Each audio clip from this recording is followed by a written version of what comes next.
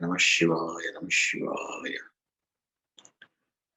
Om. Om Yo Brahmanam Vidadhati Purvam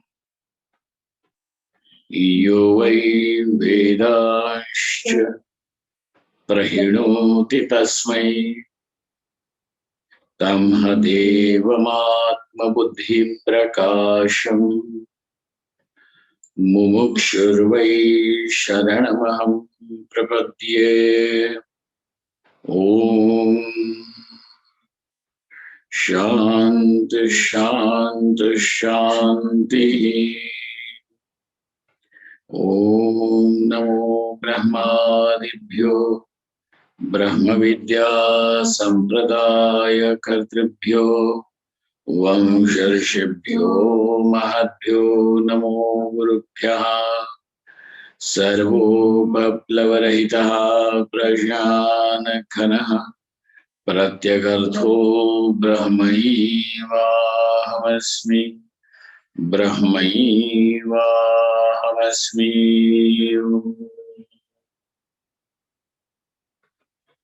Vedantartha Vibhasakaya Gurave Shantaya Sannyasine Nanavadi Nagendra Sanghapavaye Yogindra Vandyaya Cha Mohadvanta Divakaraya Bhagavat Pada Vidham Vibrate Tasmai Bhashyakate Namostu Satatam Purnaya Bodhatmane.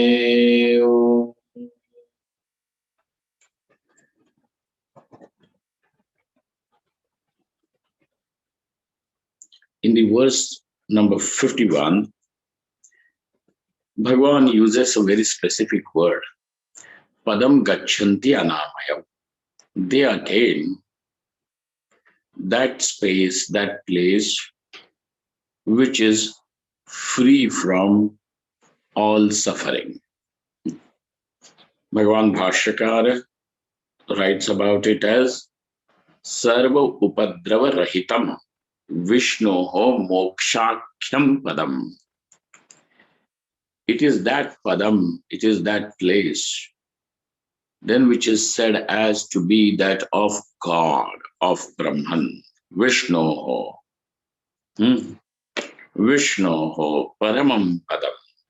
And it is highest. It is the supreme most.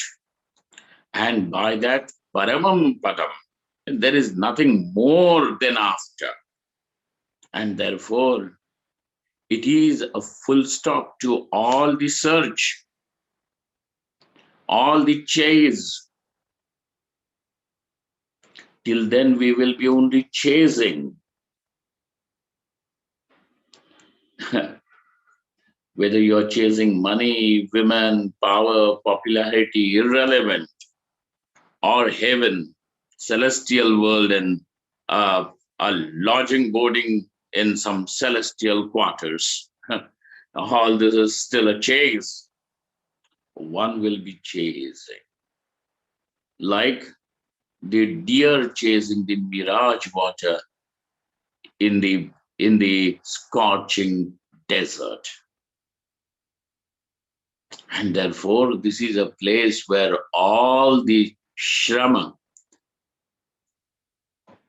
the tedium of chase will also be washed away. There is no chase.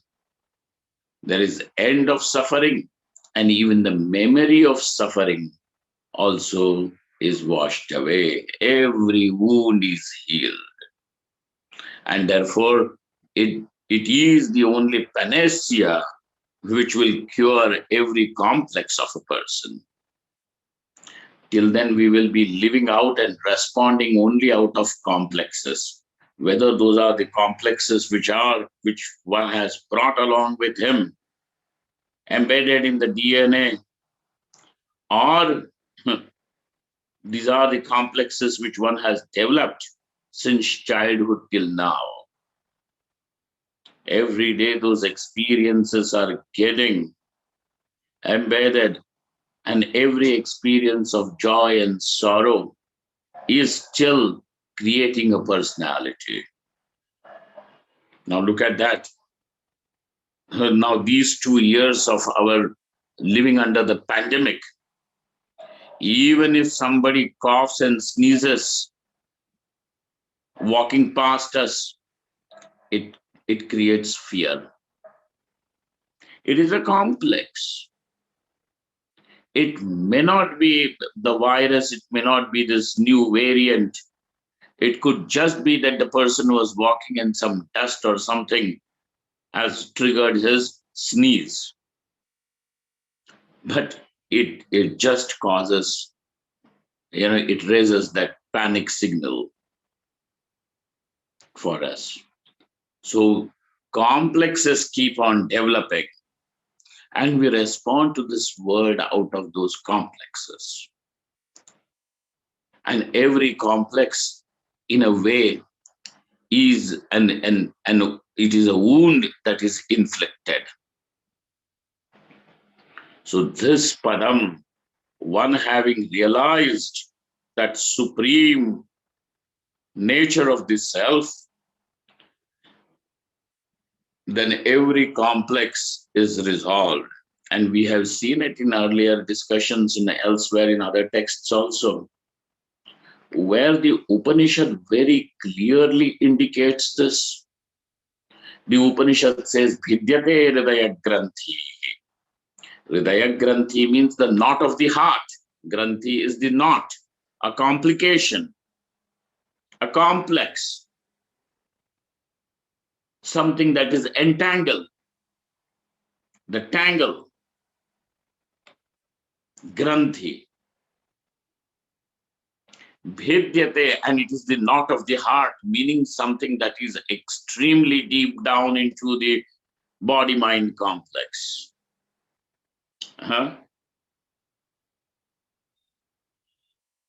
So now the Upanishad says, Bhidyate, all these complexes then are resolved. Bhidyate Hridaya Granthi. Shidyante sarva samshayaha kshiyante chasya karmani tasmin drishte paravare. In having the vision, in seeing, in knowing that which is paravara. So in seeing this, and hence it is supreme. There is nothing more to be attained. There is nothing more to be chased. There is nothing more to be asked. And hence, it is the end of all doing, getting, achieving, attaining. That is it. And so it is end of suffering. Gachanti tat padam gachanti anamayam. But who are these people who attain it? So now, a very beautiful roadmap is already indicated by Bhagavan Shri Krishna, and Bhagavan Shankaracharya in his commentary still makes it more clear. Karmajam buddhi yuktahi phalam tyaktva manishinaha janma bandhavi nirmuktaha padam gachanti anamayam. Now, rearrangement of the words I have shown you before in our earlier discussions, but once again, in form of a recapitulation, no matter even if it is a repetition. Karmajam phalam tyaktva. So what is the first thing? Phalam tyaktva. Kasya phalam? Karma. Ha karmana ha phalam. Karma phalam. It is the fruit of the action, the result, the consequence of the action. Consequence of the action is in form of putra, vitta, and loka. Now, once a person, now it is not just the person may understand it once, but it is required to be iterated, reiterated, so that the attention of the person is really drawn to it. Okay. Sometimes the person has understood, but you have to tell him over again and again, so that the thing comes into the very focus of his attention and does not remain known, but on the periphery. What is it? This karmajam phalam tyaktva. Tyaktva means giving up. Hey, giving up the karma phalam, you can give up something only if you have already got it. But that phalam is yet to be born. Then what is giving up of the karma phalam? Therefore, the meaning of giving up of the karma phalam means giving up the inner demand, the inner thirst for the karma phalam. Now look at it. So what the sequence is, the first, the karma, that attachment, and what is this giving up that thirst means? It simply means that de-investing the idea that this putra vitta loka, in some way, in some form, someday will become the source of my happiness. Presently, we live inspired by this idea that this woman, this money, this property, this popularity, this position, the recognition, all these are the sources of my happiness. It is they do not deliver happiness. I have invested my happiness in them, and therefore I am able to see happiness over there, because I have chosen to see happiness in those things. It is by your choice that you have given it importance. And therefore, now that phalam tyaktva means now the person no longer keeps on dwelling on the idea that these objects, etc., are the sources of my happiness. Just do this experiment with yourself. You get up one day, say to yourself, I'm not going to make my happiness dependent on anything. And you will find, don't be afraid, because we are afraid that if I do not get these objects, then I may not have the opportunity to be happy. And therefore, we live under this fear that I may not become happy without all these things. No, whether you have got them, you will get them, you still have to get them, irrespective. Just say it to yourself, I will not make my happiness, my peace, my joy dependent on all this. And you will discover immense, but it takes a lot of courage. It will take a lot of courage. And remember, even Upanishad admits it. Nayamatma balahinena labhyaha. This Atma is not, the self is not attained by those who do not have the balam, the courage, the strength. Because all that you have to face over here is yourself. It is not the world that you have to face. In front of the world, you may pretend. You may fool people around you, whether it is your wife, whether it is your parents, whether it is your friends or partners or whosoever. One can pretend and fool, but how are you going to fool yourself? And therefore, it takes a lot of courage to face oneself, and hence a person will be escaping himself. Because if you are wrong, you may convince other person that you are not wrong. But when you know you are wrong, you cannot now convince yourself, I was not wrong. Because you will know I was wrong. Though other people are not calling me, they have yet not detected. But it was my fault. And because a person doesn't want to face himself, he will run into the world of objects, people, glitter, glamour, false laughter, and be lost. It takes a lot of courage because one has to face himself and say this, I will not, it is not dependent.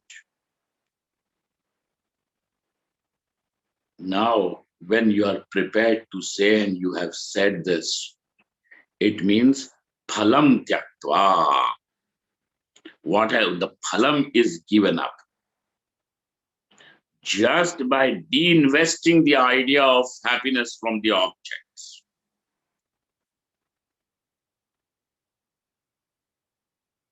This is the meaning of karmajam phalam tyaktva. Otherwise, karmajam phalam tyaktva means, it does not mean that, you have given up something that is unborn. How can you give up something that is yet not born, yet not come?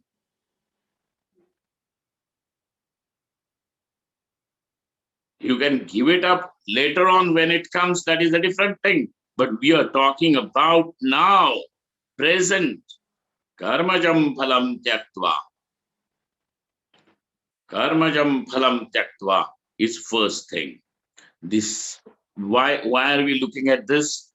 Because now Bhagavan Shri Krishna having said, these are the people who have attained the highest, and that highest is where the suffering has come to an end. Okay? The suffering does not end for an emperor. The suffering does not end for some Casanova. The suffering does not end for somebody who is extremely popular. Suffering does not end for people who are with enormous amounts of money. No, sir. Their insecurity doesn't finish. The craving does not finish. Their anger is unhealed. Their childhood trauma haunts them.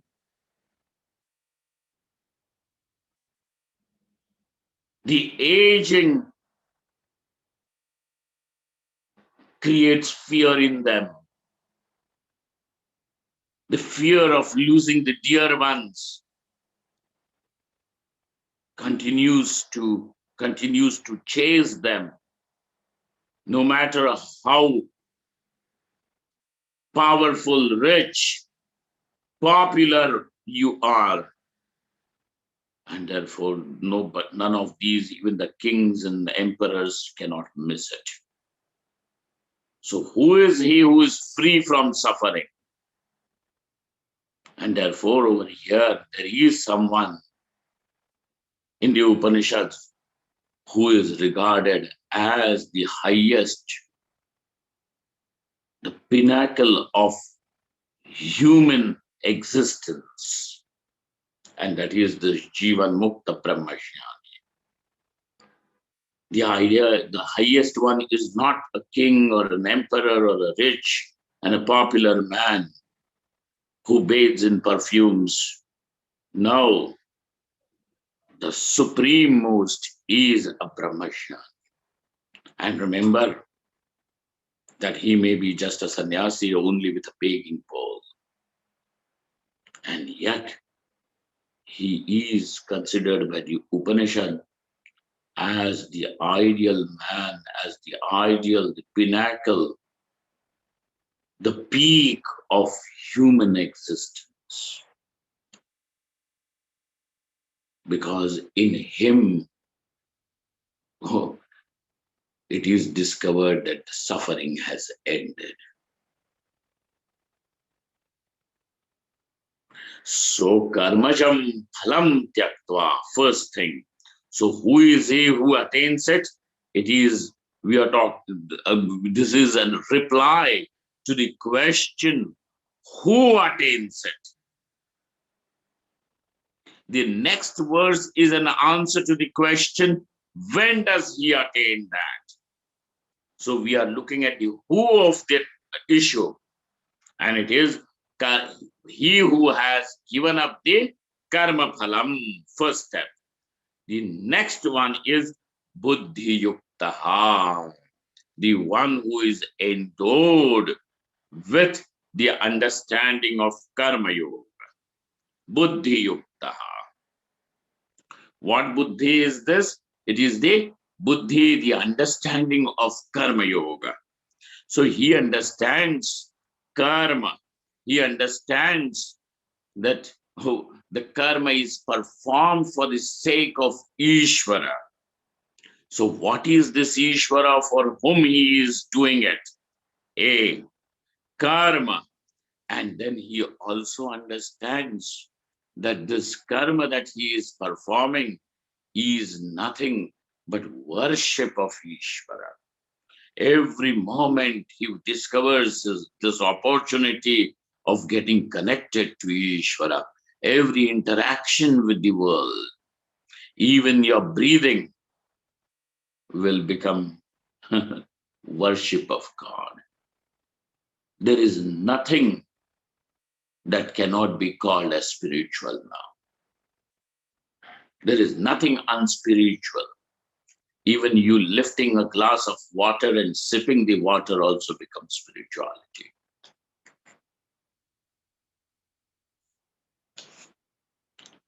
Because the understanding of Ishvara, the understanding of karma has allowed you to do this. That it has converted even that what was mundane into something that is vitalizing, sublime. Something so mundane, it could be just as simple as scratching your back. And yet it can be turned into spiritual. Therefore, the division is not the division of people or materialistic people and spiritual people. People who dress in a particular way and live like that are called as spiritual people, and people who are dressing like that and they are not spiritual. The distinction is not of people, the distinction is the distinction of understanding. So therefore, don't deceive yourself just because somebody is dressed specially means he's spiritual. Nothing like that. The one who is endowed with this understanding, buddhi yuktaha. So first is the one who has given up the karma phala. The second thing is the one who is endowed with the understanding, buddhi yuktaha, and joined with the understanding. Buddhi means understanding, knowledge. The one who is joined with this understanding of karma yoga. And then third thing is manishinaha bhutva. Those who have now become manishi, which means for whom now that knowledge that Atma is Brahman is unhindered. So now you see, from Karma Yoga right up to the Jnana is spoken over here and it is indicated by the word Manishi.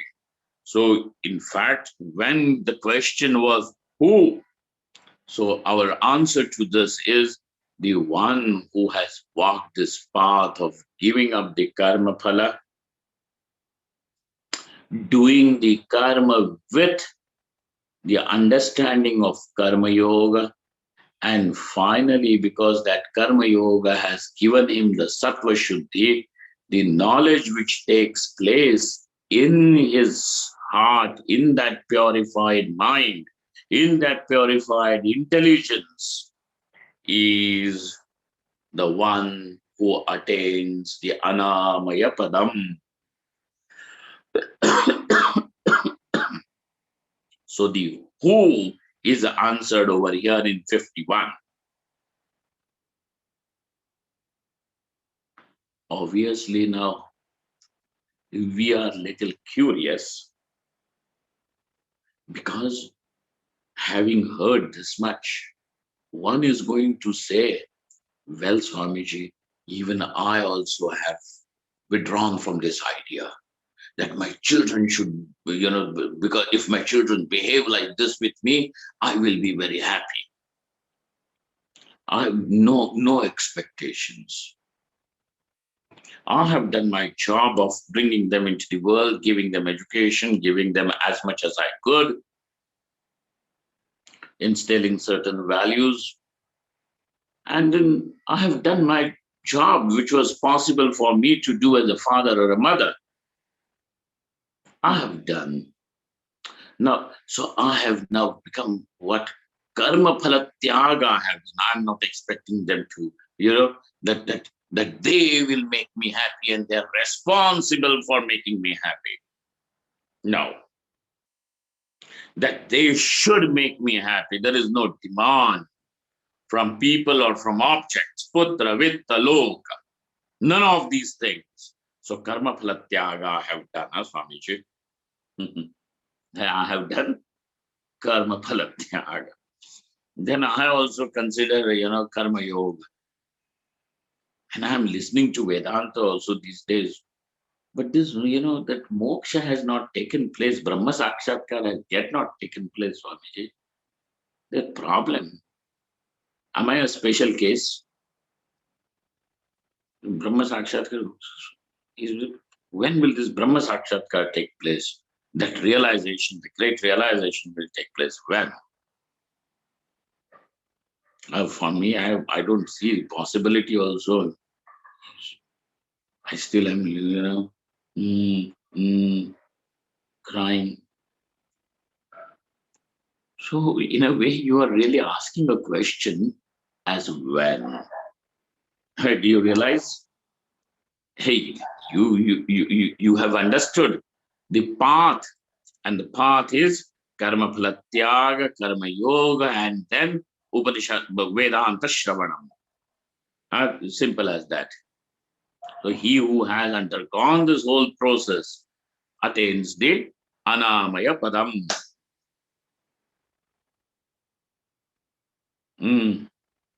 Okay. Then, Swamiji, when to answer that question?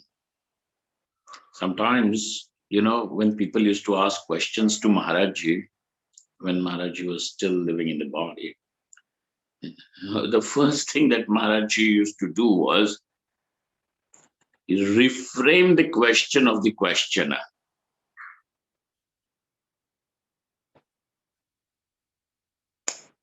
He would frame that question in different words. And a lot of time, even the questioner used to be surprised that, yes, Swamiji, this is what I want to ask. You have asked that question much better than I could have asked. You have framed it so nicely that the question has become more clear to me that this is what I was really wanting to ask, but I could not find the appropriate words and expression. You did it. Thank you. Now answer. So a lot of this is required, that even our question becomes clear to us, should become clear. The question, therefore, now over here is, when will even this sadhaka, when will such a person who is sincere in his efforts for realization, for liberation, when will he attain? So when is the question? When will this happen? when, and this is what is being said over here in that verse number 52. Let us recite the verse and look at it. Also, few points that Bhagavan Bhashyakara can throw light for us. We will look at it. Yada te moha kalilam, yada te moha kalilam, buddhir vyatitarishyati, buddhir vyatitarishyati, tada gantasi nirvedam, tada gantasi nirvedam. Shrotavyasya shrutasya cha, shrotavyasya shrutasya cha, yadate moha kalilam, yadate buddhihi, moha kalilam vyatitarishyati, tada shrotavyasya shrutasya cha nirvedam gantasi. This is the rearrangement.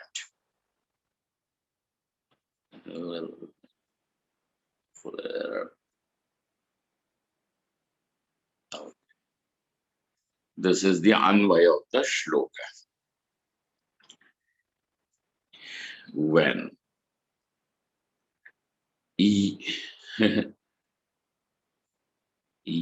so in the first thing we have seen karmajam phalam tyaktva, the infatuation for objects of this world has to go away, to get washed. Now those who are asking that what is the need to find yourself free from that infatuation? If somebody finds that, this woman and that car and so much money is so, let him, we are not against him, he can have it. We are not talking to people and convincing anyone. A teacher's job is not to convince. Convincing is given for people who have to do marketing. We are not marketing agents selling Paramatma and moksha to anyone. Okay. So now over here it is being told to the spiritual aspirant who already is wanting. When is his question?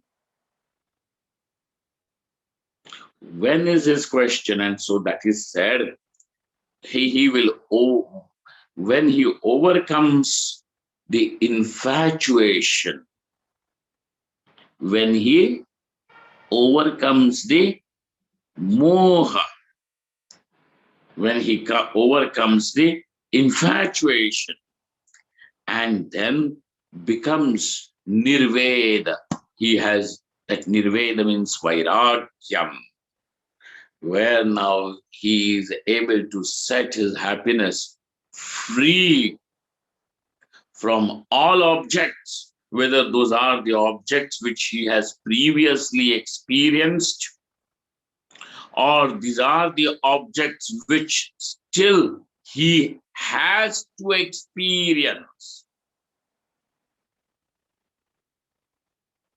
Like certain things like, the damsels of the heaven.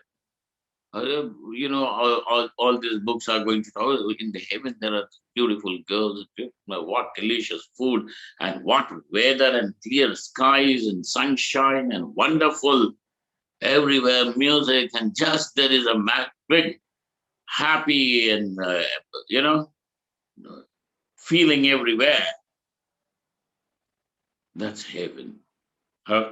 So one wants to go. So such a heaven is shrotavya. Shrotavya means it is something which you have heard from the scriptures, but something that you already have experienced, is also something which you would want to experience again. Shrutam, heard, experienced. You may want to repeat it. Let's go to the same restaurant we went before. The food is very interesting over there. The menu is very interesting. And the ambience is also very nice. Right? So you buy that, you want to have it repeated. And certain things which you have yet not experienced, but whose knowledge you have gained through the scriptures. Shrotavyaha and Shrutam. Okay, so here, Yada he attains Nirveda, Vairagyam for those things, which means now that he does not have the idea, he does not invest happiness into these objects. He does not conceptualize that when I get this, I will be happy. The moment you have said that I will be happy only after getting this, which means that you have already spoiled your present. Because getting will always be in future. How much future, whether it is next week, next month, next year, next life, does not matter. But it means something that is next. It means it is something next, later on. But what you have at your disposal is now. And when you have said, I will be happy in future only when I get this, that means unknowingly you already have said, this moment I can't be happy. I may feel little excited about becoming happy in the next moment, next day, next month, next life. But this present one is something that is still dry. I'm waiting for it. I hope, and there is a hope into the next one. For the present, you don't need a hope. For the present, all that you just need is your presence. Hope is something that you need for the future.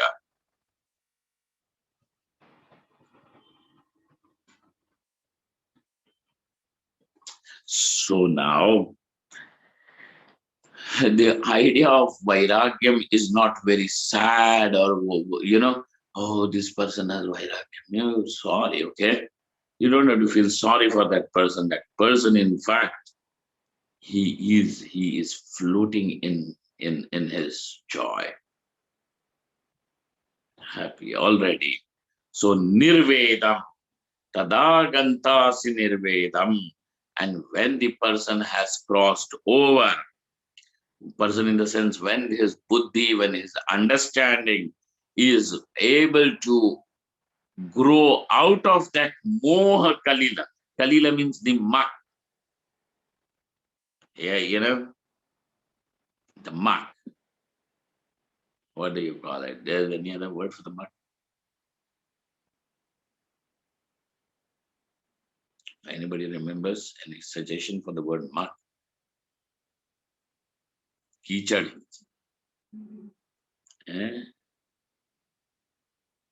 Kichad, muck. You all understand. So when a person comes out of this muck of the infatuation of moha, and this moha therefore keeps you bound in the idea that I am the body, I am this mind, I am the senses, I am the doer, I am the experiencer. When this is the idea in which your attention, your intelligence is constantly submerged as if pickled into it, then where do you have any scope? Where does this intelligence have any scope even to consider discovering how is this Atma Brahman? And therefore, yadate, when the buddhi is able to cross over, and when your intelligence is able to see Atma as Atma, Anatma as Anatma, then you have outgrown your love for your dependence on that which is shrutam or shrotavyam, objects which are experienced and objects which will be experienced. Out of both, that what is heard and that what is, still to be heard. Shrotavyasya cha. Tada ganta sinirvedam. Then, and so the condition of who will be fulfilled by this when this person has attained this, now for him moksha is not a distant concept. In fact, we have lived so much in concepts that all our life has become conceptual and the reality has become a concept. I am good, I am bad, I am holy, I am profane, I am beautiful, I am ugly, I am rich, I am not so rich, I am friendly, I am not friendly. Are these not concepts? Are these not concepts? But you are living these concepts considering that this is reality.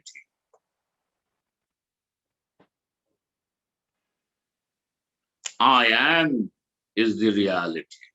And the nature of this I is infinite.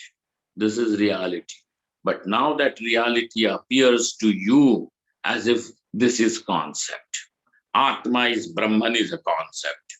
But I am a husband, I am this thing, I am a friend, I am a foe, I am competitive, I am not competitive, I am competent, I am incompetent. All these ideas are reality for you. Look at that. This is moha. This is moha. What is real has become conceptual, and that what is conceptual, it has become reality for you. This is called as moha. Aviveka rupam. Moha kalilam. Bhagavan Bhashyakara says moha kalilam means mohatmakam aviveka rupam kalushyam. It is kalushyam. This is the contamination. Kalushyam. Yena atmana atma viveka bodham kalushikritya vishayam prati antakaranam pravartate. Polluted by which, influenced by which, under whose influence the clarity of what is Atma, what is Anatma becomes muddled up, becomes unclear. And therefore, now this antakaranam, the mind will be as if forced to chase the objects. So what is the first thing? Atma anatma viveka bodham kalushikritya. What happens? The bodha, the discrimination as what is Atma, what is Anatma, becomes unclear. Becomes unclear. Kalushikritya. And under that, the Atma appears to be Anatma, Anatma appears to be Atma. The body mind appears to be this I, and the I which is Brahman. Now this appears to be some concept to you. That Atma is Brahman is concept. And what is the reality? I am the experiencer, I am the doer. This is reality.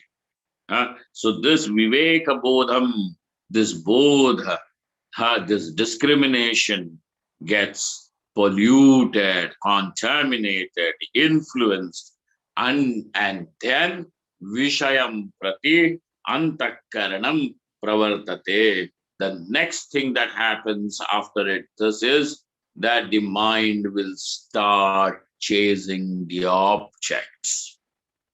And when the demand of the mind becomes stronger, even the body will follow it. So when the desires will appear in the mind, and when those desires really gather energy and strength, now the body will be forced to follow that desire for its fulfillment. And so, Vishayam Prati Antakaranam Pravartate. Okay. Tattava Buddhi Vyatarishyati. When your mind is able to cross over this moha, when you are able to overcome this hypnosis, because one is as if self-hypnotized by this idea that I am this body-mind complex. When one is able to overcome this, both the things, the idea that I am this body-mind complex and I have to therefore chase the objects. When this hypnosis, the self-hypnosis is overcome, again, look at it. So when is being answered, remember this.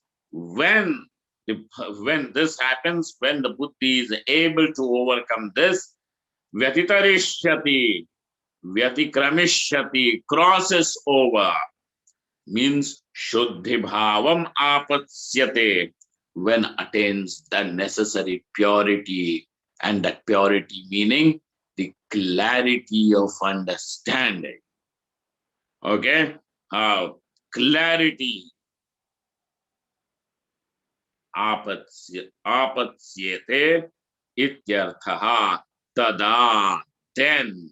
So that when is answered in terms of then tasmin kale gantasi prapsyasi nirvedam, you will attain the nirveda. The word nirveda means vairagyam. What is the meaning of word nirveda? Vairagyam. Nirvedam. I don't know, people may like it or not. But at least for sannyasis, etc., if somebody wants to change his name, this is a nice name. Nirveda. For a newborn child also, if they want to name something spiritual, Nirveda. Nice name. Nirvedam. Vaira, because this is the ornament of the sadhu. Nirvedam. Vairagyam. Shrotavyasya shrutasya cha tada shrotavyam shrutam cha nishkalam pratipadyate iti abhiprayaha.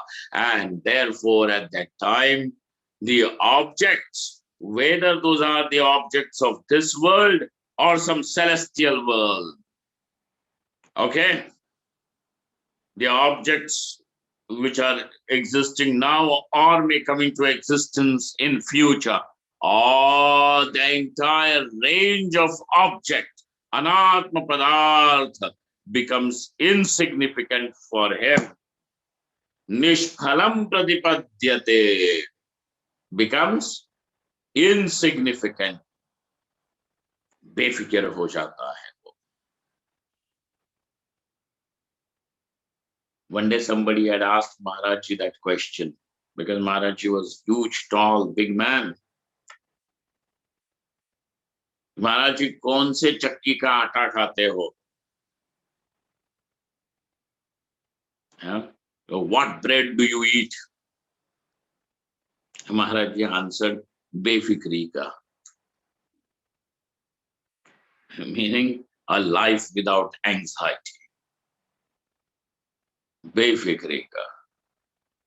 And in fact, that बेफिक्री was obvious in everything. That the smile, his presence, his voice, his touch. was filled with that satisfaction, contentment.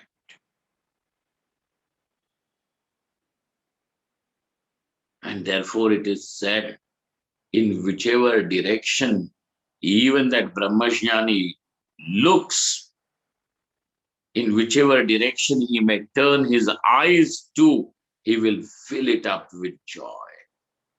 सुख से भर देगा. जिस किसी दिशा में भी वो देख ले, वो सारी दिशा सुख से भर देगा. He will fill it up with joy, because he is not looking for joy now, that he has already found as his own nature. Yes. So this is, so who is answered before, when of that is answered here in 52. Now, Bhagavan says something more in over here. Moha kalilatyayadvarena labdhatma vivekaja prajnaha kada karma yogajam phalam paramartha yogam avapsyami iti ched tachronam. Now, as if we are talking about in terms of a third person, Arjuna's question is, let somebody, but when will I attain it? When will I become Atmanishtha? When will I become Brahmanishtha? Is there any chance of my Jivan Mukti or not? Will this liberation whilst living come to me or not? And that is the answer over here in 53. We will dwell on this when we meet next. Om Purnamadaha Purnamidam Purnat Purnamudachyate Purnasya Purnamadaya Purnameva Vashishyate. Om Shanti Shanti Shanti. Shankaram Shankaracharyam Keshavam Badarayanam Sutra Bhashikritau Vande Bhagavantau Punah Punah Ishvaro Gururatmiti Murti Veda Vibhagine Vyomavad Vyapta Dehaya Dakshina Murtaye Namaha. Shanti Shanti Shanti.